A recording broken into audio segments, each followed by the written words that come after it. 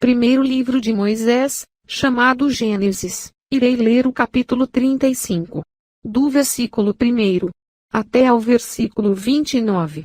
Do Antigo Testamento da Bíblia Sagrada, de Jesus Cristo de Nazaré. Jacob volta a Betel. Versículo 1. Deus disse a Jacó: suba a Betel e estabeleça-se lá, e faça um altar ao Deus que lhe apareceu quando você fugia do seu irmão, Esaú. Versículo 2. Disse, pois, Jacó aos de sua casa e a todos os que estavam com ele: livrem-se dos deuses estrangeiros que estão entre vocês, purifiquem-se e troquem de roupa. Versículo 3. Venham. Vamos subir a Betel, onde farei um altar ao Deus que me ouviu no dia da minha angústia e que tem estado comigo por onde tenho andado. Versículo 4. Então entregaram a Jacó todos os deuses estrangeiros que possuíam e os brincos que usavam nas orelhas, e Jacó os enterrou ao pé da grande árvore, próximo a Siquém. Versículo 5. Quando eles partiram, o terror de Deus caiu de tal maneira sobre as cidades ao redor que ninguém ousou perseguir os filhos de Jacó. Versículo 6. Jacó e todos os que com ela estavam chegaram à luz, que é Betel, na terra de Canaã. Versículo 7. Nesse lugar construiu um altar e lhe deu o nome de El-Betel, porque ali Deus havia se revelado a ele, quando fugia do seu irmão. Versículo 8. Débora, ama de Rebeca, morreu e foi sepultada perto de Betel, ao pé do carvalho, que por isso foi chamado Alon-Bacute. Versículo 9. Depois que Jacó retornou de Padã-Arã, Deus lhe apareceu de novo e o abençoou. Versículo 10.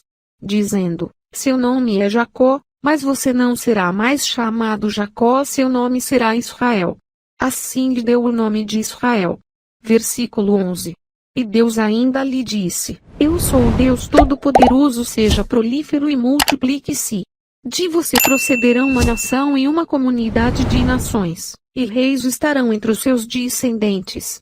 Versículo 12. A terra que dei a Abraão e a Isaque, dou a você e também aos seus futuros descendentes darei esta terra. Versículo 13. A seguir, Deus elevou-se do lugar onde estivera falando com Jacó. Versículo 14. Jacó levantou uma coluna de pedra no lugar em que Deus lhe falara, e derramou sobre ela uma oferta de bebidas e a ungiu com óleo. Versículo 15. Jacó deu o nome de Betel ao lugar onde Deus tinha falado com ele.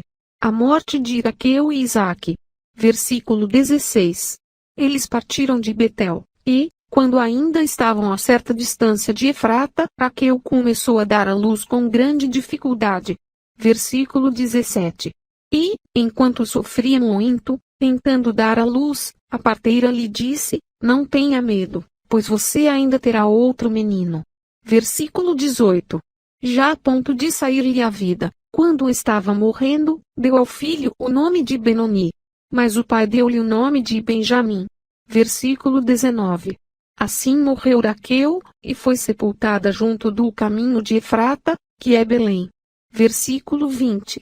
Sudoeste brilha a sua sepultura. Jacó levantou uma coluna, e até o dia de hoje aquela coluna marca o túmulo de Raquel.